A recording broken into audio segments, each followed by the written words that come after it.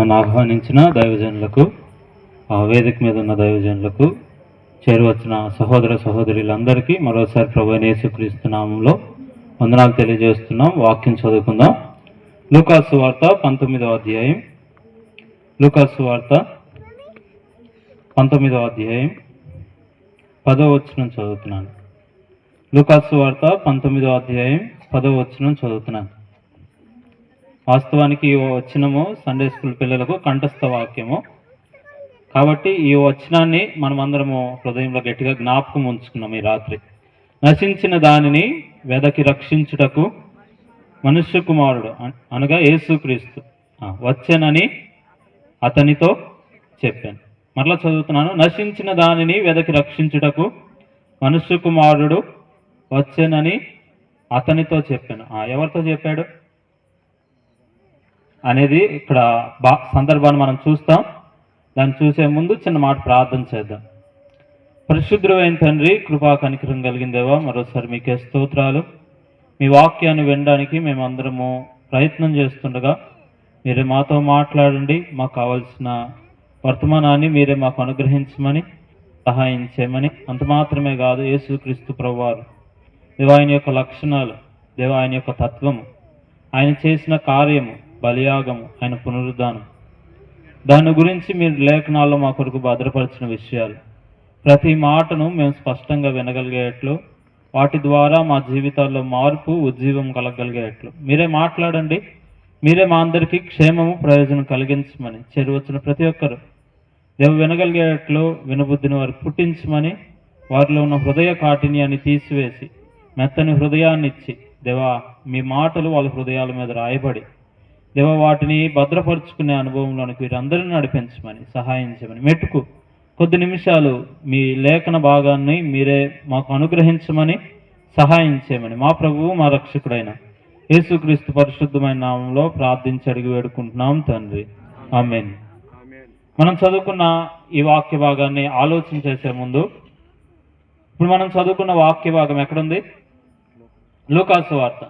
వాస్తవంగా బైబిల్ గ్రంథము ఎన్ని గ్రంథాలు ఉన్నాయి బైబిల్లో? బైబిల్లో ఎన్ని గ్రంథాలు ఉన్నాయి? 66 గ్రంథాలు ఉన్నాయి. ఎందుకు 66 గ్రంథాలు ఉన్నాయి అనేది మనకు అర్థం అవ్వాలి. కొన్నిసార్లు సువార్త అనేది ఎవరి కొరకు అంటే, ఒకటి లోకంలో ప్రభువుని నమ్మని వారికి సువార్తే ప్రాముఖ్యం, నమ్మిన మనకు కూడా ప్రాముఖ్యమైనది ఏంటి? సువార్త.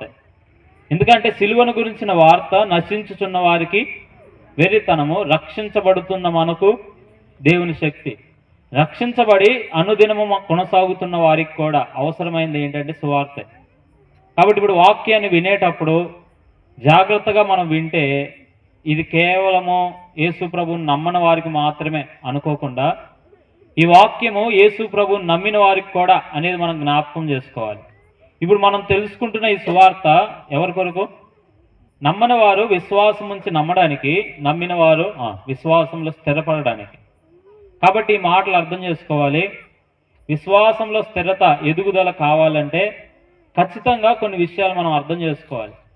ఇప్పుడు మనం చాలా ప్రశ్నలు ఎదుర్కొంటున్నాము.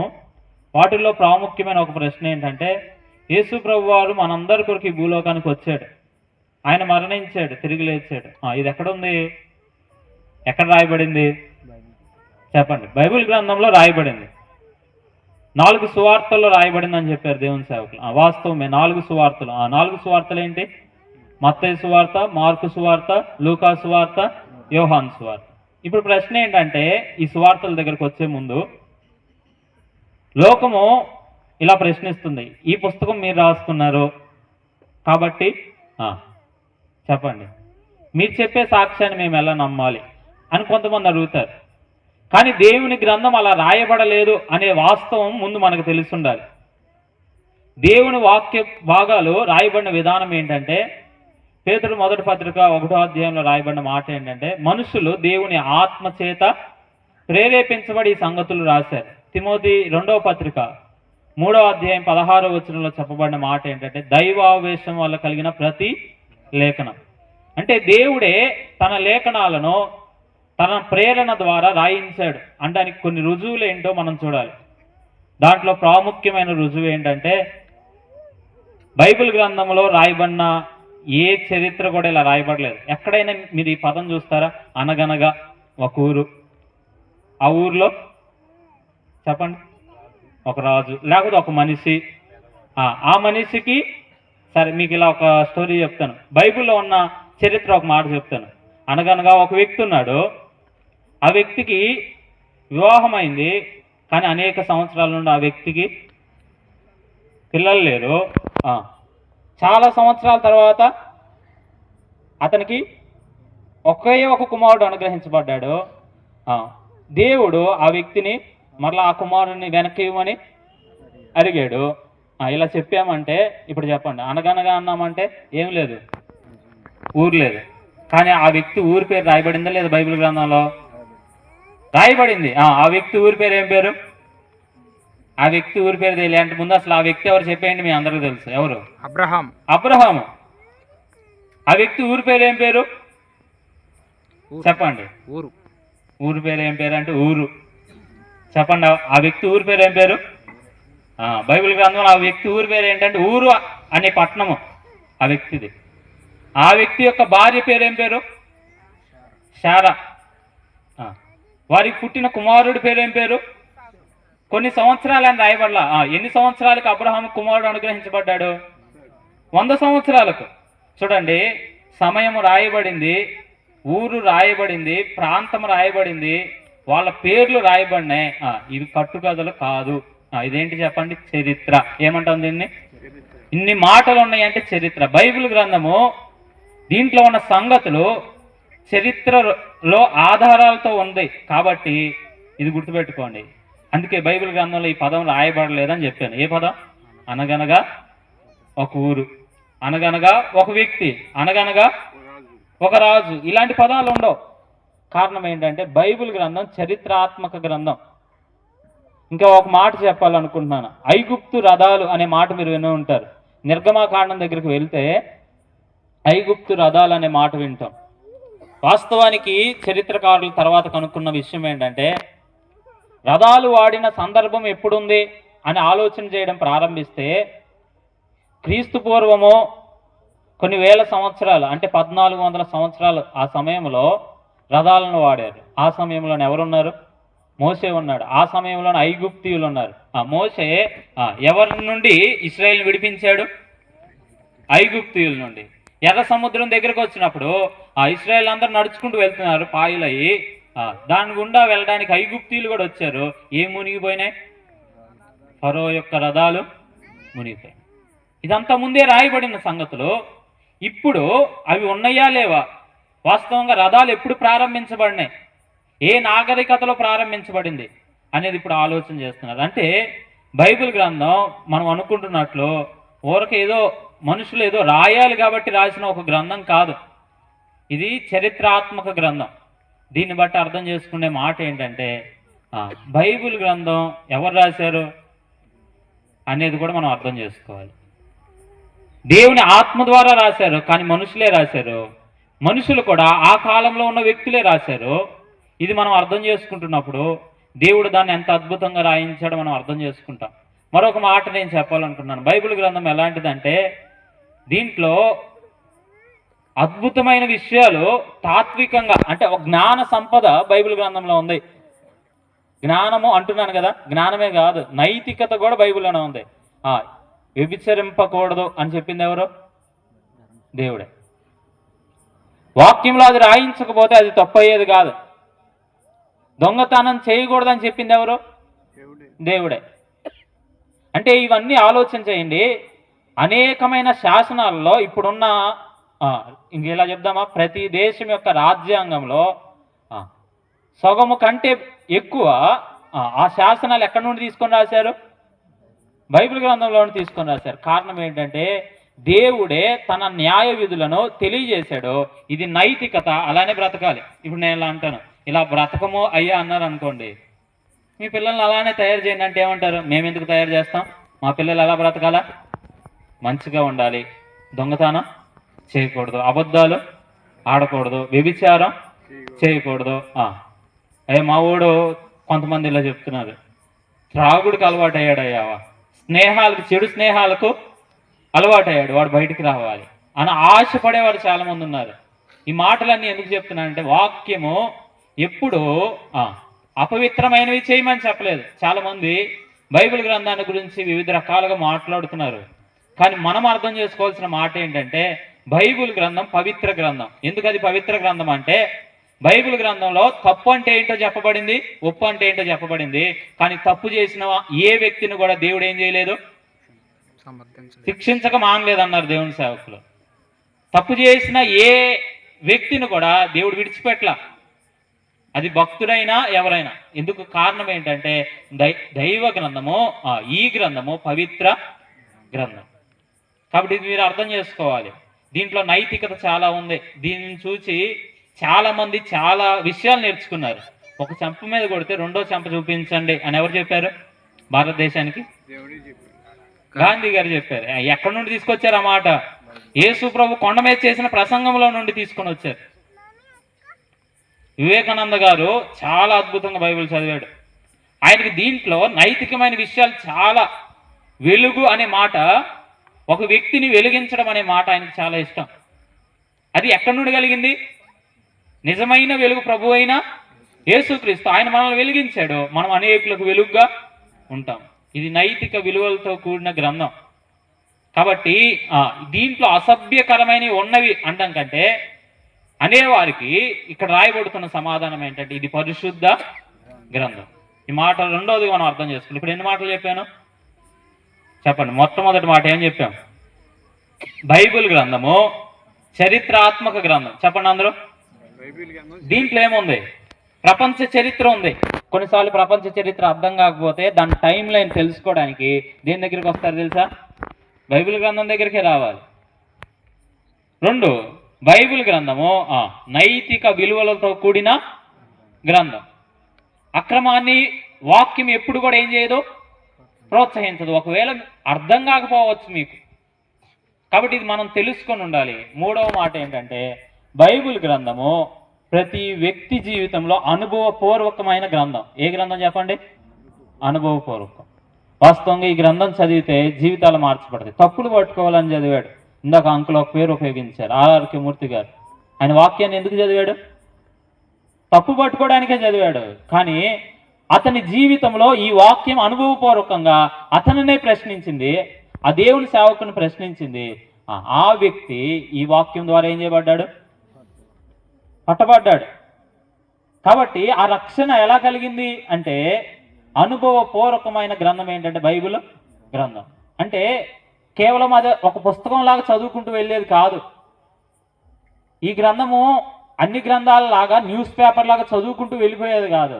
అది నువ్వు చదువుతున్నప్పుడు నీ మనసులో ఒక రూపాంతరపు అనుభవాన్ని, మార్పును తీసుకొచ్చే గ్రంథం. ఏ గ్రంథం? బైబిల్ గ్రంథం. ఇంకొక మాట నేను చెప్పాలనుకున్నాను. ఈ మధ్యలోనే మనము ఈస్టర్ చేసాము, గుడ్ ఫ్రైడే చేసాం కదా.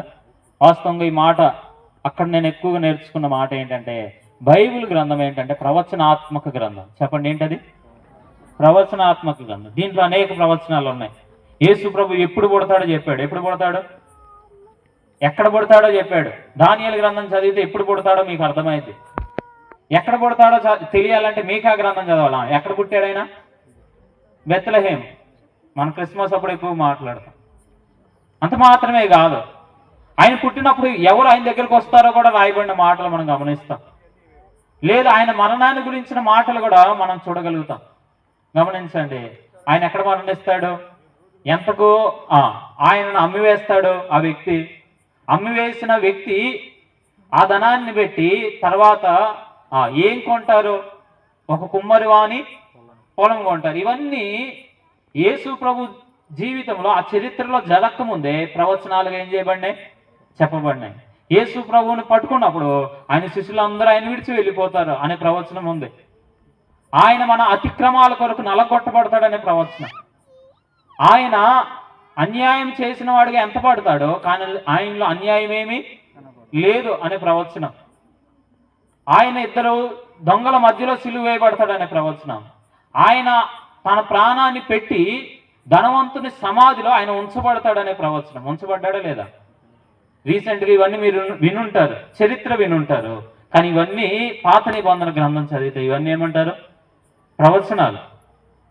ఆయన 3వ దినమున తిరిగి లేస్తాడనేది ప్రవచనం. లేవియాకాండం పండుగలు చదవండి. 3వ పండుగ ఏంటి? ప్రథమ ఫలముల పండుగ. ఆయన 3వ దినమున ఏం చేస్తానన్నాడు? లేస్తానని చెప్పాడు. పస్కా పశువుగా బలిగా ఆయన అర్పించబడ్డాడు. ప్రథమ ఫలముగా తిరిగి లేచాడు. ఈ మాట నేను చెప్పిన మాట కాదు. ఎవరు చెప్పారు? అపోస్తులైన పౌలు కొరింథీ పత్రికలో మాట్లాడాడు. అంత మాత్రమే కాదు, నీ పరిశుద్ధుని కుళ్ళు పట్టనయో అనే ప్రస్తావన దావీదు చేశాడు. కానీ దావీదు చనిపోయాడు, కుళ్ళు పట్టాడు. దావీదు ఎవరి గురించి రాశాడు?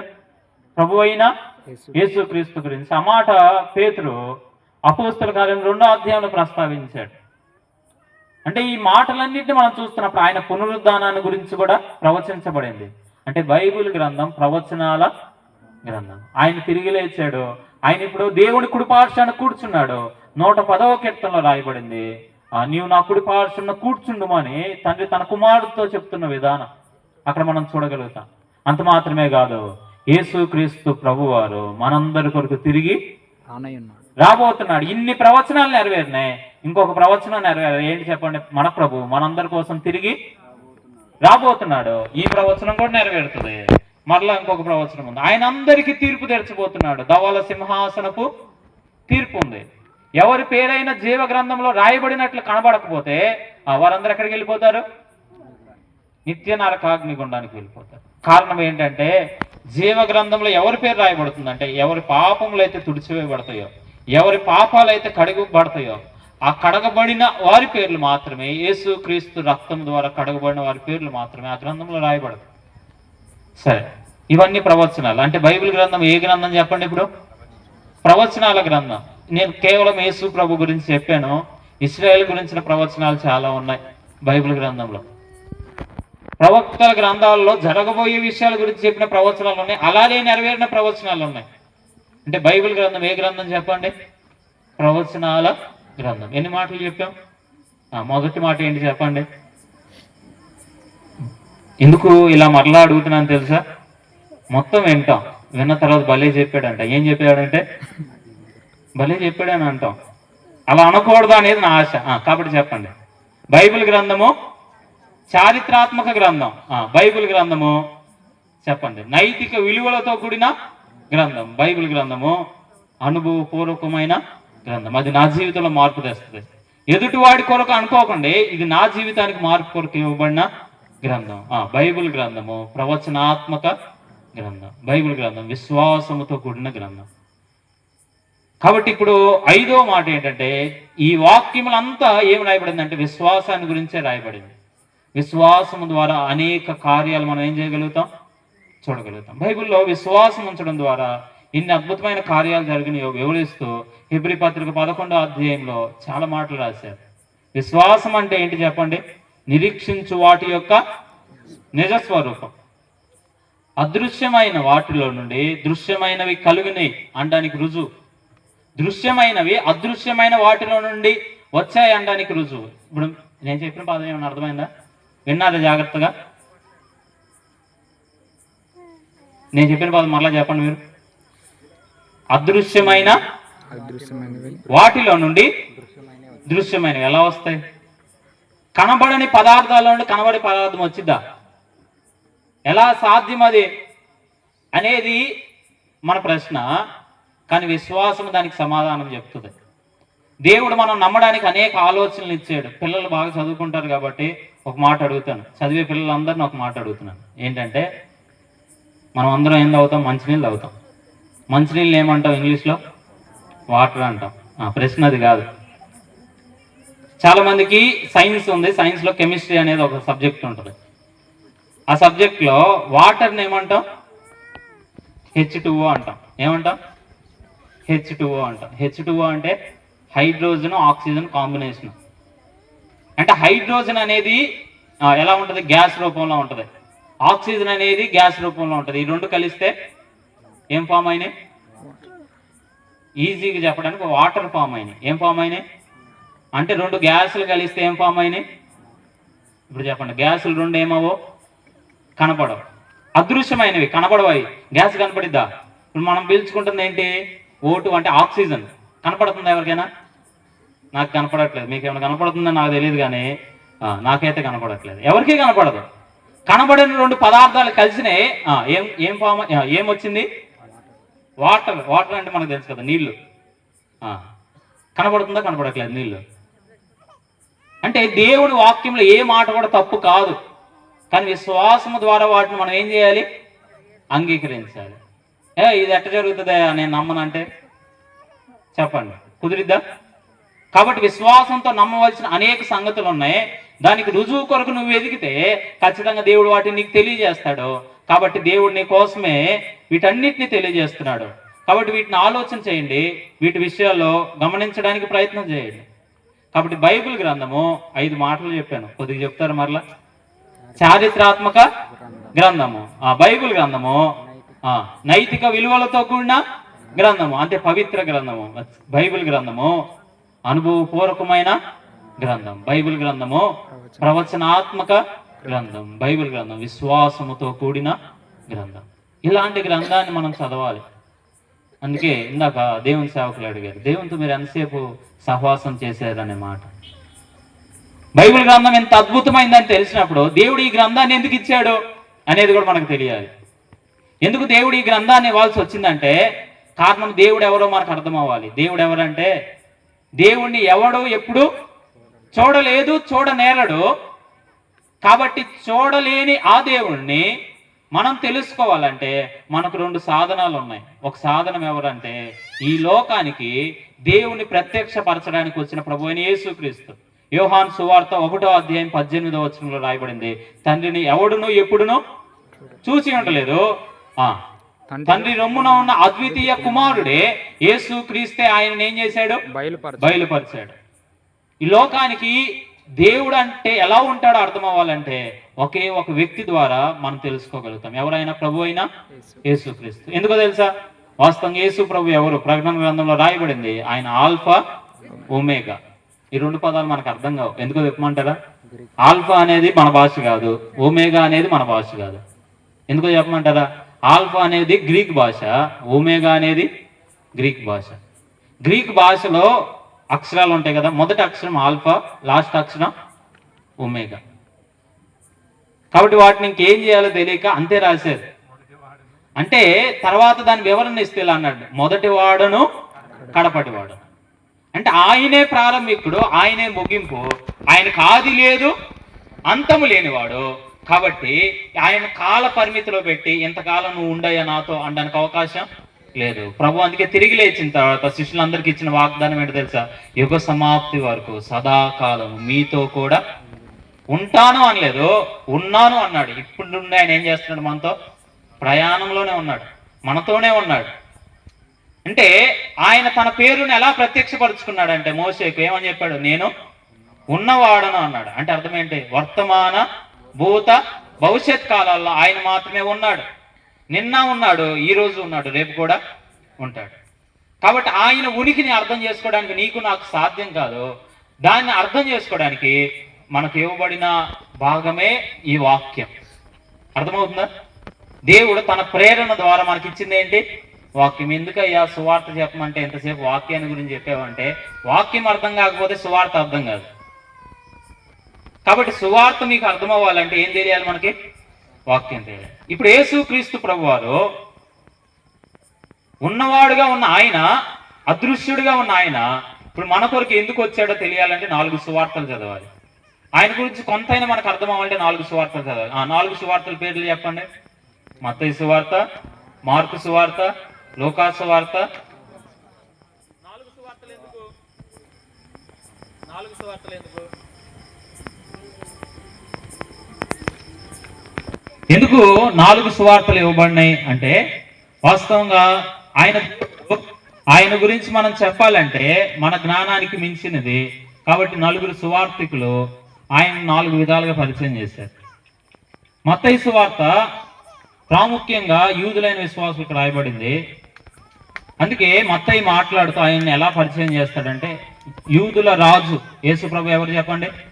యూదుల రాజు. ఆయన అధికారాన్ని చూపించడానికి ఆయన రాజుగా చూపించబడ్డాడు మత్తయి సువార్తలో. రెండోది మార్కు సువార్తలో ఆయన ఎవరంటే ఎవరైనా సేవకుడు. చెప్పండి ఎవరు? ఇలా రాయబడింది, మనుష్య కుమారుడు పరిచారము చేయించుకొనుటకు రాలేదు కానీ పరిచారము చేయుటకును అనేకులకు ప్రతిగా విమోచన క్రయధనముగా తన ప్రాణాన్ని పెట్టడానికి వచ్చాడు. మార్కు సువార్త 10:45 మాట రాయబడింది. కాబట్టి ఈ మాట చూస్తున్నప్పుడు యేసు ప్రభువారు మన మధ్యలోనికి రావడానికి గల కారణం ఏంటంటే మనందరికి ఏం చేయడానికి వచ్చాడు? ఆయన పరిచర్య చేయడానికి వచ్చాడు. మనందరి జీవితాల్లో ఉన్న పాపాలన్నిటిని తుడిచివేయడానికి వచ్చాడు. కాబట్టి ప్రేమతో చెప్తున్న మాట, మొట్టమొదటి మాట మత్తయి సువార్తలో చెప్పబడింది. ఆయన ఎవరు? ఇక్కడుంటే చెప్తారు, ఇక్కడ లేకపోతే ఎవరు చెప్పలేరు. మత్తయి సువార్తలో ఆయన ఎవరు చెప్పండి.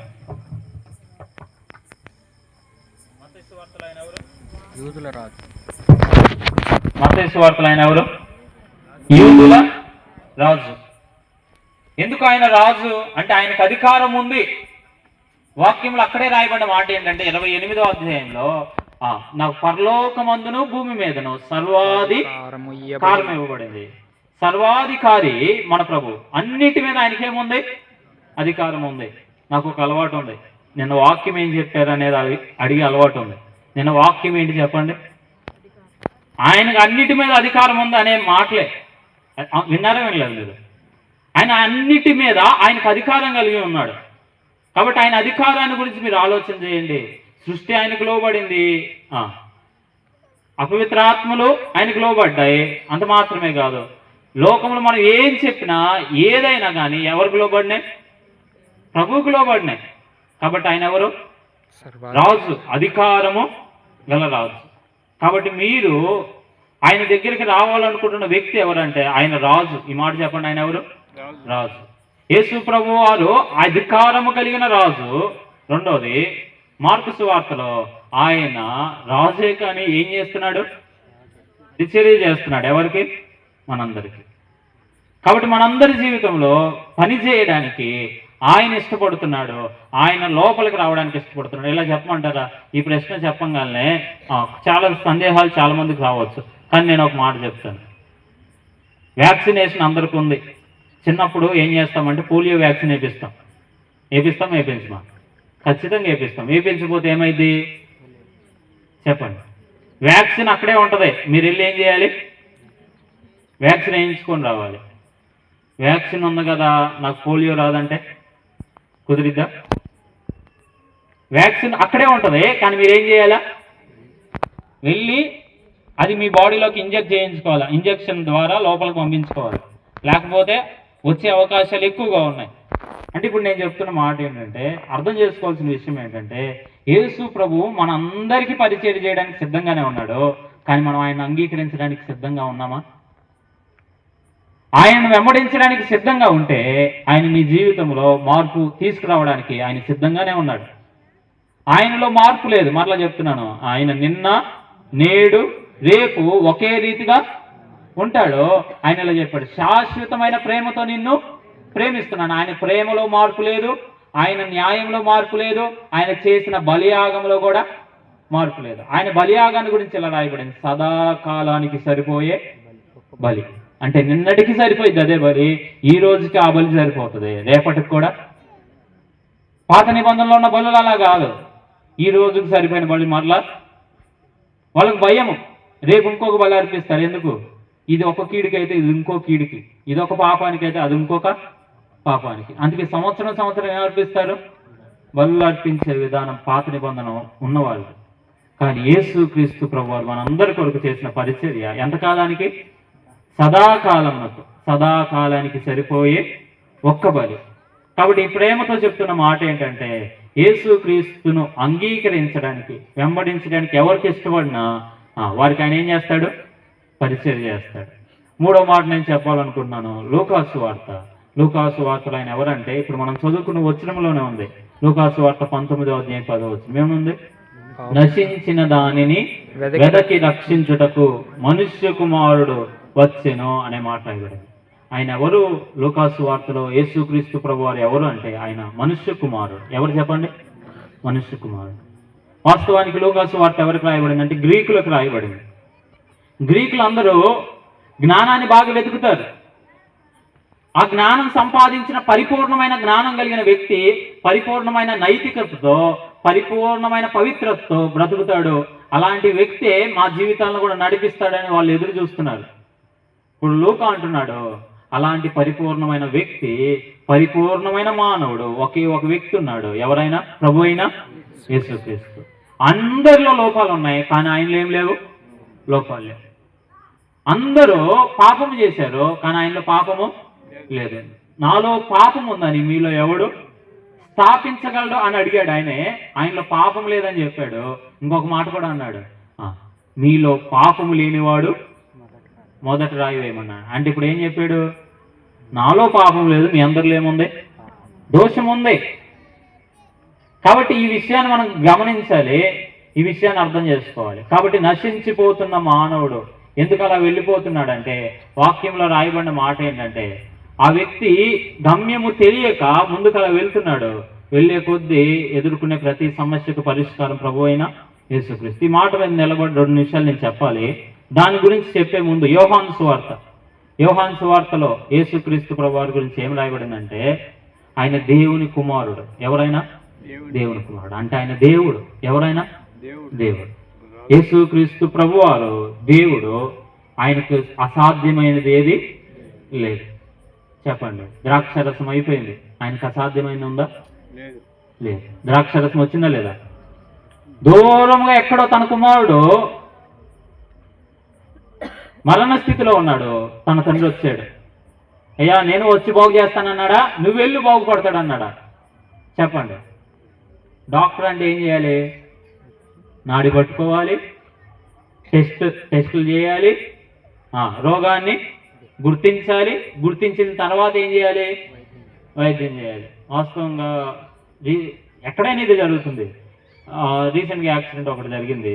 అది చూస్తున్నప్పుడు వాళ్ళు ఏమన్నారంటే 24 గంటల తర్వాత ఏదైనా చెప్పగలమన్నారు. వాస్తవంగా బ్రతుకుతుందనే ఆశలో ఉన్నాం మేము. కానీ లాస్ట్కి ఏమైపోయిందంటే వాళ్ళకు కూడా తెలియలేదు. ఆ 24 గంటలు వాళ్ళు చేసిన లేటే ప్రాణాలకు ప్రమాదం అయింది.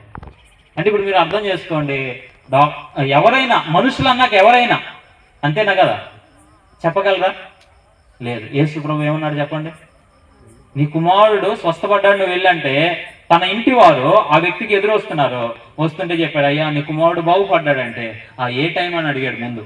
ఏ టైం అనగానే నిన్న ఈ సమయానికి, ఈ 1 గంట సమయానికి నీ కుమారుడు బాగుపడ్డాడంటే ఆ వ్యక్తి ఏమని జ్ఞాపకం చేస్తాడు? అదే సమయానికి యేసు ప్రభు ఏమని చెప్పాడు? నీ కుమారుడు బాగుపడి ఉన్నాడు, నీవు వెళ్ళు అని చెప్పాడు. కాబట్టి ఆయన దేవుడు అనే నిరూపణకు అక్కడ అనేకమైన అద్భుతాలు రాయబడ్డాయి. మీరు చదవండి యోహాను సువార్త, అద్భుతంగా ఉంటుంది. పునరుద్ధానము జీవము నేనే అని చెప్పడానికి ఎవరిని లేపాడు? ఆయన లాజరును లేపాడు. జీవాహారం నేనే అని చెప్పడానికి 5 రొట్టెలు 2 చేపలు 5,000 మందికి పంచిపెట్టాడు. ఎటు నుండి లెక్కేస్తారు? 5 రొట్టెలు ఎలా తుంచుతారు? మానవ ఊహకు అందని కార్యాలు కేవలం ఒకే ఒక వ్యక్తి చేయగలడు. ఎవరు? ఆయన దేవుడు. చెప్పండి, ఎవరు? దేవుడు. ఆయనే ప్రభు అయిన యేసుక్రీస్తు. కాబట్టి 4 సువార్తలు ఎందుకు రాయబడి అంటే, ఆయన రాజు, ఆయనకు అధికారం ఉంది, సర్వాధికారం. ఆయన నీ జీవితంలో పరిచర్య చేయడానికి ఇష్టపడుతున్నాడు. ఏ మానవుడిలో అయినా లోపం ఉంది, కానీ ఆయనలో లోపం ఏమీ లేదు. అలాంటి వ్యక్తి నశించిపోతున్న ప్రతి దాని నుండి మనల్ని రక్షించడానికి వచ్చాడనే మాట చెప్పబడింది యోహాను సువార్తలో. ఆయనే దేవుని కుమారుడు, ఆయనే దేవుడు. ప్రతి కార్యాన్ని ఏం చేయగలడు? జరిగించగలడు. కాబట్టి ఈ సందర్భాన్ని మాట్లాడేటప్పుడు ఈ మాట నేను జ్ఞాపకం చేసి నేను ముగించబోతున్నాను. కొద్ది నిమిషాలు జాగ్రత్తగా వినండి. ఈ సందర్భం ఏంటి అంటే, మీ అందరికీ తెలుసు ఈ వ్యక్తి గురించి తెలియని వాళ్ళు ఎవరు ఉండరు. 19వ అధ్యాయం లూకా సువార్త మొదటి 10 వచనాలు చదివితే, నశించిన దానిని వెదకి రక్షించుటకు ఆయన వచ్చాడు, మనుష్య కుమారుడు వచ్చాడని ఎవరితో మాట్లాడుతున్నాడు? సందర్భం ఎక్కడి నుండి వచ్చిందంటే, ఈ వ్యక్తి జక్కయ్య. ఎవరు చెప్పండి? జక్కయ్య. ఆ వ్యక్తి రక్షించబడ్డాడు. వాస్తవంగా లూకా దీన్ని రాస్తున్నప్పుడు లూకా ఆ ప్రాంతానికి వెళ్ళాడు. ఏ ప్రాంతం అది? ముందే చెప్పాను కదా, బైబిల్ గ్రంథం చరిత్రాత్మక గ్రంథం. అంటే చరిత్రలో ఏం రాయబడుద్ది? ఇది చూడండి ఒకసారి. చరిత్రలో ఏం రాయబడింది? చరిత్ర అంటే ప్లేస్ రాయబడుతుంది, డేట్ ఉంటది, ఎక్కడ జరిగింది, ఎందుకు జరిగింది, అసలు అక్కడ ఎవరెవరు మనుషులు ఉన్నారో కూడా రాయబడుతుంది. అందుకే ఆ వ్యక్తి పేరు జక్కయ్య, జరిగిన ప్రాంతము ఎరికో. ఆ వ్యక్తి స్థాయి ఏంటో కూడా అక్కడ రాయబడింది. ఇవన్నీ రాయబడినాయి. వాస్తవంగా లూకా ఇవి రాసే ముందు లూకాకున్న మంచి అలవాటు ఏంటంటే, అసలు ఆ ప్రాంతంలో అలా జరిగిందా లేదా అని చూసి రావడానికి కూడా వెళ్తాడు. కాబట్టి వెళ్ళాడు. ఎక్కడికి వెళ్ళాడు? ఎరుకో వెళ్ళాడు. అయ్యా ఇక్కడ జక్కయ్య గారు ఉండేవాళ్ళు అంట అనుకున్నాడు. వాస్తవంగా మీరు లోకాసు వార్త తరచి పరిష్కారంగా చదవండి, చాలా అద్భుతంగా ఇలా లూకా ఎలా తెలుసుకున్నాడు అనే విషయాలు కూడా రాయబడతాయి. కాబట్టి ఇలా మనము ఆలోచన చేద్దాం. జక్కయ్య గురించి తెలుసుకోవడానికి అక్కడికి వెళ్ళాడు. వాస్తవానికి ఈ ఈ సందర్భాన్ని ఇలా జ్ఞాపకం చేసుకుందాం. లూకా ఎలా రాశాడు, లూకా రాసిన విషయాల నుండి మనం చూద్దాం. జక్కయ్య గారి దగ్గరికి వెళ్ళి ఇన్వెస్టిగేషన్ చేస్తున్నాడు. ఎవరు? లూకా గారు. లూకా గారు ఎవరైనా డాక్టర్ గారు ప్రశ్నలు అడిగితే ఎట్లుంటాయి? అయ్యా జ్వరంగా ఉందంటే ఎన్ని రోజుల నుండి అని అడుగుతాడు. తలనొప్పిగా ఉందంటే ఎలా ఎప్పుడెప్పుడు ఉంటుంది అని అడుగుతాడు. ఇలా ఆయన కూడా ప్రశ్నలు వేయడం ప్రారంభించాడు. జక్కయ్య గారు మీ జీవితంలో జరిగిన సన్నివేశాన్ని, మీ జీవిత సాక్ష్యాన్ని ఒక 5 మాటల్లో చెప్పండి అని అడిగాడు. ఎవరిని? జక్కయ్యని. జక్కయ్య ఏమన్నాడంటే మొట్టమొదటి మాట ఇలా చెప్పాడు, అయ్యా నేను ఎవరినంటే ఒకప్పుడు ధనవంతుడిని అన్నాడు. లూకా గారికి అర్థం కాల. ఒకప్పుడు ధనవంతుడు ఏంది, ఇప్పుడు ధనవంతుడివి కాదా? కాబట్టి జక్కయ్య ఎవరు చెప్పండి? 5 మాటలు నాతో కలిపి చెప్తే అయిపోద్దాం, మనం మాట్లాడుకోవాల్సిన విషయాలు అయిపోతాయి. జక్కయ్య ఎవరు? ధనవంతుడు. లూకా సువార్తలో చాలా మంది ధనవంతులు ఉన్నారు. ఉన్నారా లేదా? ఉన్నారు. ఆ ధనవంతుల్లో జక్కయ్య కూడా ఒకడు. జక్కయ్య ధనవంతుడు. ధనము ఉండడం మంచిదా కాదా? చెప్పండి. వాస్తవంగా ధనం ఉండడం మంచిదే, కానీ వాక్యం చెప్తున్న సత్యం చెప్దాము. చెప్పాను కదా, వాక్యంలో తప్పులు ఏముండవు కాబట్టి వాక్యం చెప్పినట్లే చెప్దాము. అక్రమంగా ధనం సంపాదించడము దేవుడు ఇష్టపడడం వాక్యంలో ఉందా లేదా? అక్రమమైన విధానాలు దేవుడు ఇష్టపడడం. ధనాన్ని సంపాదించడము మంచిదే. బైబిల్ గ్రంథంలో విశ్వాసం కలిగిన వారిలో ధనవంతులు కూడా ఉన్నారు. అసలు అబ్రహాం ఎవరు? అసలు వాళ్ళ ఆస్తి పట్టకే కదా లోతు అంత దూరం వెళ్ళింది. యోబు ఎవరు? ధనవంతుడే, కానీ వాళ్ళు వాళ్ళ యథార్థతను ఏం చేయలేదు, కోల్పోలేదు. కాబట్టి జ్ఞాపకం ఉంచుకోవాలి, ఆస్తికర్తలుగా చేసేది దేవుడే, కానీ మనం మన యథార్థతను ఏమవ్వకూడదు, కోల్పోకూడదు. కానీ ఇక్కడ ఈ జీవితము అనుభవపూర్వకంగా మనకు తీసుకురావడానికి దేవుడి చరిత్ర ఉంచాడు. జక్కయ్య జీవితంలో అది కోల్పోయాడు. ఏం కోల్పోయాడు? యథార్థతను కోల్పోయాడు. తనకు ఒక ఉద్యోగం ఉంది. ఆ ఉద్యోగం కూడా ఎక్కడుందో తెలుసా? ఎరుకోలో ఉంది. ఎరుకో మహాపట్నం. అర్థమైందా? అక్కడ ట్యాక్స్ కలెక్టర్ అంటే పన్ను వసూలు చేసే వాళ్ళందరి మీద అధికారి ఈయన. అంటే ఇప్పుడు చెప్పండి, అందరు తీసుకొచ్చి ఎవరికి ఇవ్వాలా? జక్కకి వేయాలి. ఆయన ఎంత చెప్తే అంత తీసుకొచ్చి ఇవ్వాలి. కావాల్సినంత కడతాడు, మిగతాదంతా. ఇప్పుడు ధనం ఎంత అయిపోయిందంటే చాలా అయిపోయింది. కానీ పైకి జక్కయ్యకి మంచి పేరు ఉన్నట్లు కనపడుతుంది. ఎదురేమి ఇలా అంటారు, నమస్కారం అండి అంటారు. వెనక్కి వెళ్ళి వీడెంత దుర్మార్గుడో తెలుసా అంటారా అనరా? చూడండి, మన పాపం మనల్ని ఎలా ఉంటుందంటే పైకి ఎట్లుంటారు, అమ్మా బాగున్నావా, బాగానే ఉన్నావా అంటారు. నువ్వు చేసే పాపము, నీవు చేస్తున్న వ్యక్తిగతమైన విషయాలను బట్టి నిన్నేమంటారు? దొంగతనం చేసేవాడిని ఏమంటారు? వ్యభిచారం చేసేవాడిని ఏమంటారు? వ్యభిచారే అంటారు. అబద్ధం ఆడేవాడిని ఏమంటారు? అబద్ధికుడే అంటారు. నీవు చేసే ఆ కార్యాన్ని బట్టి నిన్నేం చేస్తారు? పిలుస్తారు. జక్కని కూడా అదే పిలిచారు, ఇతడు పాపి అయిన మనుష్యుడు. వాస్తవంగా ధనము మన జీవితాల్లో దేవుడు ఇస్తాడు, దాంట్లో సందేహం లేదు. దేవుడు ఇచ్చిన ఆశీర్వచనాల్లో ఒక వచనం ఉంది 128వ కీర్తనలో. ఏమనుంది? నీ చేతుల కష్టార్జితములు నిశ్చయంగా నువ్వు అనుభవిస్తావు, ఖచ్చితంగా నీవు అనుభవిస్తావు, దాంట్లో సందేహం లేదు. కానీ నువ్వు జ్ఞాపకం చేసుకోవాల్సిన విషయం ఏంటంటే యథార్థంగా భక్తి కలిగి నువ్వు జీవిస్తున్నావా లేదా? జక్కయ్య జీవితంలో భక్తి లేదు. జక్కయ్య జీవితంలో దేవుని అనుభవించే ఆ ఆలోచన విధానాలు లేవు. జక్కయ్య ఆలోచన ఎలా ఉందంటే జక్కయ్య చెప్తున్నాడు, ఏమంటున్నాడు? అయ్యా ఒకప్పుడు నేను ఎవరిని? ధనవంతుడిని. చెప్పండి, ఒకప్పుడు జక్కయ్య ఎవరు? ధనవంతుడు. 2, అప్పుడు వెంటనే ఒకప్పుడు ధనవంతుడు అనగానే ప్రశ్న ఏమొచ్చింది? మరి ఇప్పుడు ఎందుకు కాదయ్యా అనగానే, అయ్యా రెండో కారణం ఏంటంటే నేను యేసయ్యను చూడాలనుకున్నాను అన్నాడు. అయ్యో యేసయ్యను చూడాలనుకుంటే పేదవాళ్ళు అయిపోతారా అని ప్రశ్న వచ్చింది. అంతేనా కదా? జక్కయ్య ఇప్పుడు ఏం చేయాలనుకున్నాడు? ఎవరిని చూడాలనుకున్నాడు? వాస్తవంగా జక్కయ్య యేసు ప్రభువుని చూడాలనుకుంది. ఎందుకో తెలుసా? ఆయన చేసే అద్భుతాలు, ఆయన చేసే సూచక్రియలు. అప్పటికి ఒక ధనవంతుడు వచ్చాడు. ఎవరి దగ్గరికి? యేసు ప్రభు దగ్గరికి. ఏమని అడిగాడు? అయ్యా ఎంత ఇమ్మంటావు చెప్పు, ఇచ్చేస్తా అంటున్నాడు. అప్పుడు ప్రభు ఏమన్నాడు తెలుసా? ఇవన్నీ కాదు, ప్రభు డబ్బులు అడుగుతాడు అనుకుని వచ్చాడు ఎవరో ఆ ధనవంతుడు. కానీ నీకు ఒకటి కొదువుగా ఉంది అనగానే ముఖము వికారం చేసుకుని ఏం చేశాడు? వెళ్ళిపోయాడు. ఇప్పుడు చెప్పండి, ప్రభువుకు అవసరమైంది ఏం కాదు? ధనం కాదు. జక్కయ్య ఎందుకు వచ్చాడు తెలుసా? యేసు ప్రభుకి డబ్బు అవసరం లేదు కాబట్టి నా డబ్బులనేమి ఆయన ఏం చేయడం? కదిలిచ్చాడు కాబట్టి నాకు సమస్య లేదు. ఆయన నన్ను బలవంతం చేయడు కాబట్టి నాకు అసలు సమస్య యేసు ప్రభుతో లేదు. అసలు ఈయన కానీ అంత ప్రేమ ఎలా చూపిస్తున్నాడు ఒకసారి చూద్దాం అన్న ఆశ కలిగింది ఎవరికి? జక్కయ్యకి. అందుకని ఎక్కాడు. ఏమెక్కాడు? మేడి చెట్టు. చూడండి, పుట్టివాడైపోయాడు, జనులందరూ అడ్డుగా ఉన్నారు, చూడలేకపోయాడు. చూద్దామని ఆశ ఉందో కానీ చూడలేం కొన్నిసార్లు. కారణం ఏంటి? కారణం పరిస్థితిలో అవ్వచ్చు, ఏదైనా అవ్వచ్చు. కానీ ఇప్పుడు జరిగిన సందర్భం ఏంటో తెలుసా? మూడవ విషయం, జక్కయ్య దగ్గరికి ఎవరు వచ్చారు? యేసు ప్రభు వచ్చాడు, తల ఎత్తాడు. జక్కయ్య దిగు, నేడు నీ ఇంట నేను ఉండవలసి ఉందంటే జక్కయ్య ఏమన్నాడు? వెంటనే దిగి వచ్చాడు. ఎందుకు దిగి వచ్చాడు? గమనించండి, అర్థం చేసుకోండి. మనలో తప్పిదం లేదని వాక్యం చెప్పట్లేదు. ఏ భేదం లేదు, అందరూ పాపము చేశారు, దాంట్లో సందేహం లేదు. కానీ దేవుడు లోకాన్ని ప్రేమించి తన కుమారుని అనుగ్రహించాడు. పరలోకం నుండి భూలోకానికి యేసు ప్రభు ఎందుకు వచ్చాడంటే ఆయన నీ దగ్గరికి రావడానికే వచ్చాడు. జక్కయ్య యేసు ప్రభు దగ్గరికి వెళ్ళాడా? యేసు ప్రభు జక్కయ్య దగ్గరికి వచ్చాడా? జక్కయ్య వెళ్ళాలనుకున్నాడు దేవుని దగ్గరికి. వెళ్ళగలిగాడా? వెళ్ళలేకపోయాడు. కారణాలు చాలా ఉంటాయి. ఇతని కారణాలు ఏంటంటే, ఒకటి పొట్టివాడై ఉన్నాడు, రెండోది జనులు అడ్డుగా ఉన్నారు.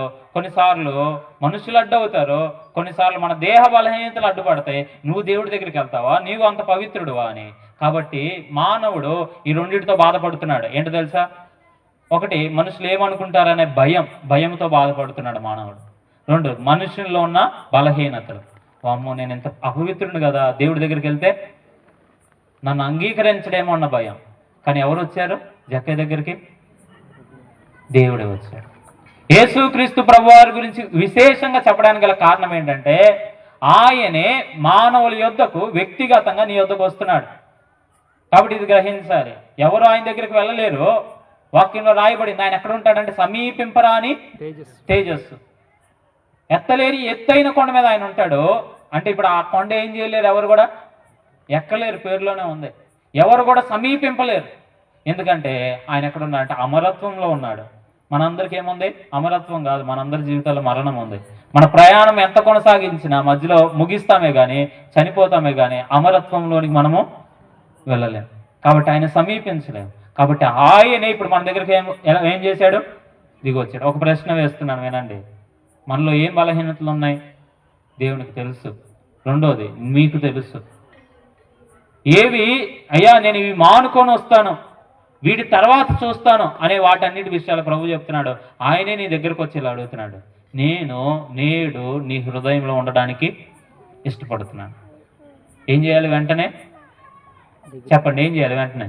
నీ ఇంటిలో నేను ఉండడానికి ఇష్టపడుతున్నాను అన్నాడు. అనగానే నువ్వేమనాలి?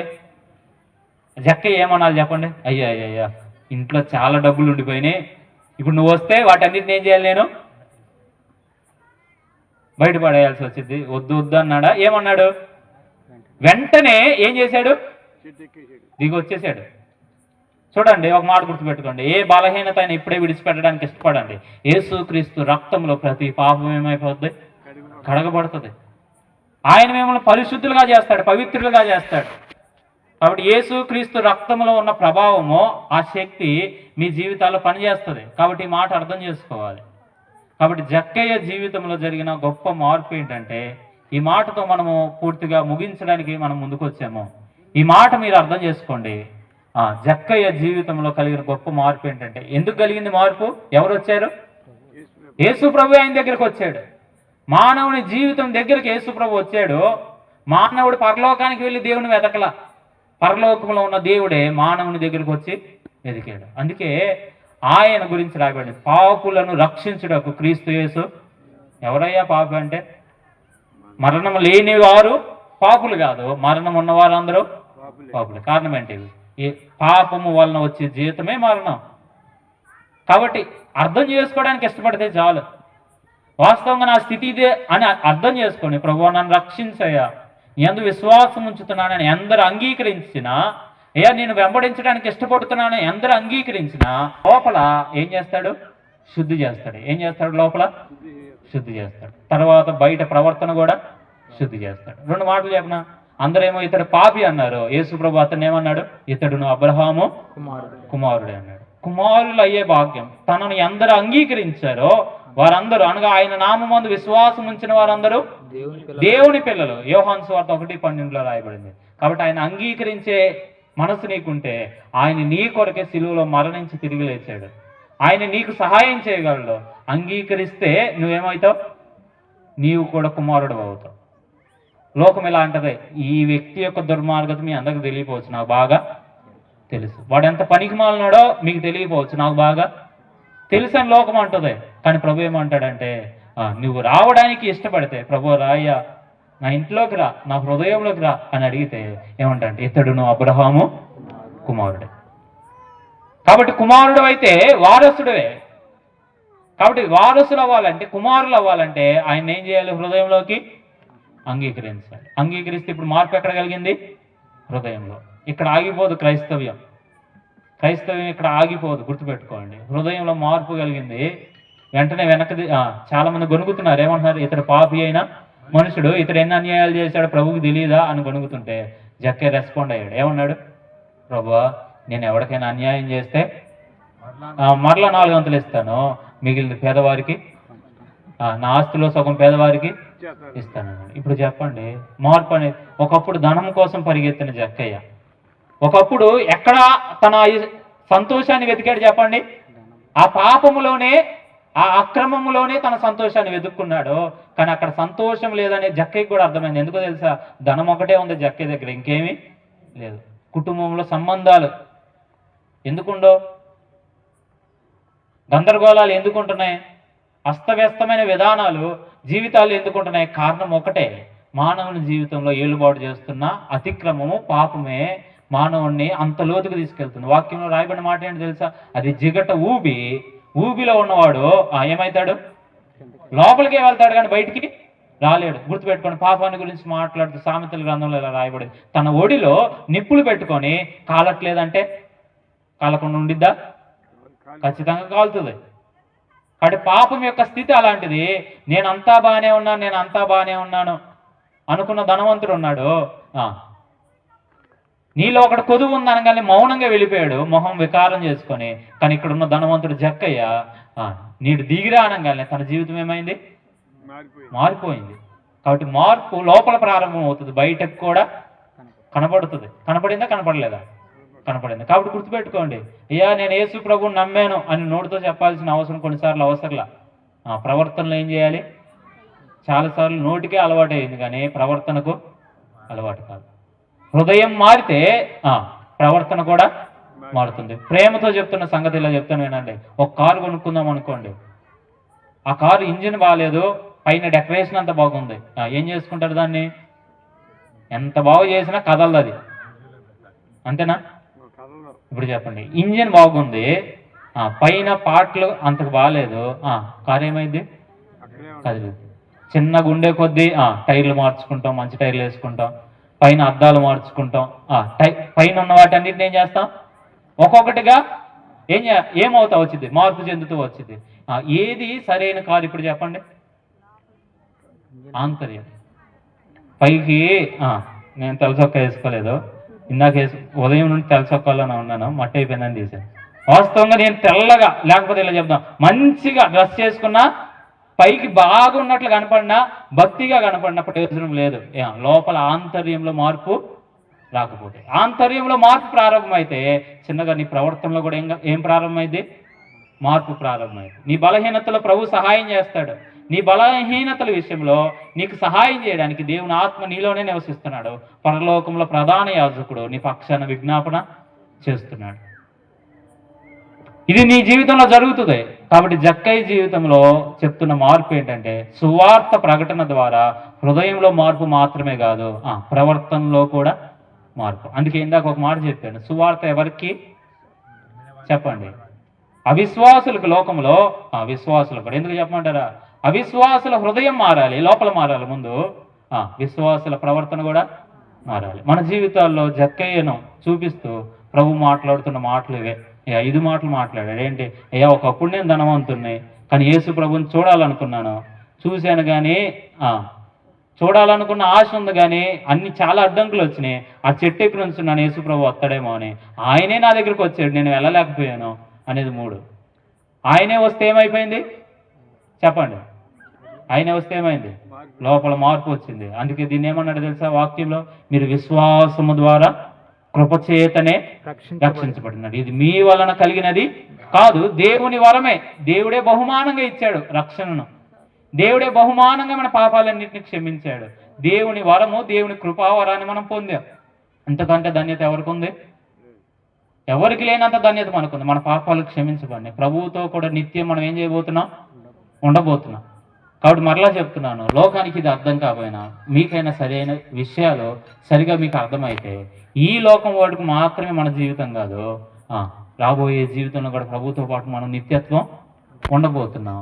ఉండే ఆ సమయంలో మనల్ని ఒక్క సమయంలో ఆయన లెక్క అడుగుతాడు. ఏమని అడుగుతాడు తెలుసా? నీకు ఒక జీవితం ఇచ్చాను కదా, నువ్వు యేసు ప్రభువుని నమ్మిన తర్వాత పరలోకానికి ఎత్తుకొని వెళ్ళాడా? ఇక్కడే ఉన్నావు మనం. చెప్పండి. నేను నమ్మి నా 13వ ఏట నేను నమ్మాను. నేను 8వ తరగతిలో బాప్తీసం తీసుకున్నాను. వాస్తవంగా 5వ తరగతి ఆ సమయంలో ప్రభునందు విశ్వాసం ఉంచాను. విశ్వాసం ఉంచినప్పుడు రక్షించబడ్డాను. బాప్తీసం తీసుకున్నప్పుడు సంఘంలో చేర్చబడ్డాను. అప్పుడే నన్ను ఏం చేయాలి చెప్పండి? నమ్మాను కదా, పరలోకానికి ఎత్తుకుపోవాలి. ఎక్కడ ఉంచాడు నన్ను? మీలో చాలా మంది రక్షించబడిన వారే, చాలా సంవత్సరాలు అయి ఉండొచ్చు రక్షించబడి, కానీ ఇంకా మీరు ఎక్కడ ఉన్నారు? ఎందుకున్నారు? మీకు ఇచ్చిన జీవితాన్ని సరిగా ప్రవర్తించడానికి, లోపల వచ్చిన మార్పును బయటకు లోకానికి ఏం చేయాలి?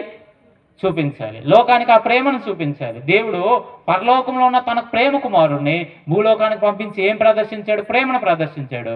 ఇక్కడున్న మనం కూడా లోకానికి ఏం ప్రదర్శించాలి? లోకంలోకి ఎందుకు పంపించాడు ప్రభు? అదే ప్రేమను ప్రదర్శించడానికి పంపించాడు. అలాగ మనం జీవించాలి. అలా ఉండునట్లు ప్రభు మనందరికీ సహాయం చేయనుగాక. ఎవరైనా యేసు ప్రభునందు విశ్వాసం ఉంచకపోతే మీకు ఇదే ఆహ్వానం. ప్రభువు నీ పాపాన్ని క్షమించడానికి ఎలా ఉన్నాడు? సిద్ధంగా ఉన్నాడు. అయ్యా, జీవితాంతం తప్పులు చేశాను, చివరికి వచ్చి ప్రభు క్షమించంటే క్షమిస్తాడా? అంటే క్షమిస్తాడు. దానికి ఉదాహరణ సిలువు మీద దొంగ. అయ్యా, ఇప్పుడే నేను రక్షించబడి ప్రభువుని వెంబడించాలనుకుంటున్నాను, వయసుతో నిమిత్తం లేదా అంటే నిమిత్తం లేదు. ప్రభు ఎవరికైనా ఏం చేయగలడు? సహాయం చేయగలడు. ఎవరినైనా నడిపించగలడు. ఎవరినైనా గొప్పగా ఉపయోగించగలడు. కాబట్టి ఆయన వెంబడించడానికి ఇష్టపడితే లోపల మార్చి బయటకు అద్భుతమైన జీవితాన్ని కూడా, మార్పు కలిగిన జీవితాన్ని కూడా ఆయన అనుగ్రహించగలడు. అట్టి జీవితాన్ని పొందడానికి ప్రభువా నా పాపాలు క్షమించు, నన్ను నీ కుమారుడిగా చేసుకో, నా జీవితంలో అనేకమైన దోషాలు ఉన్నాయి, వాటన్నిటిని తీసివేయగలిగిన నీ రక్తం ద్వారానే సాధ్యం.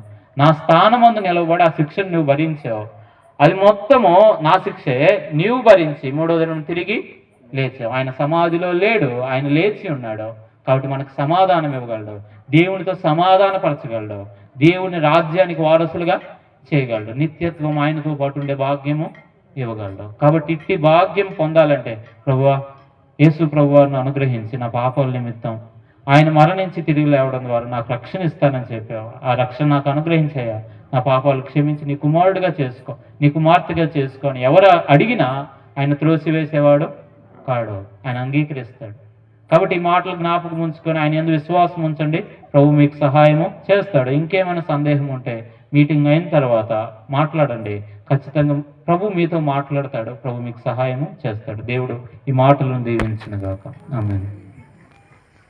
వార్తలు ప్రకటించేటువంటి దైవజనులు టైటస్ గారికి ద్రాక్షవల్లి ప్రార్థనా సహవాసం తెలుపును వారికి ప్రత్యేక వందనాలు.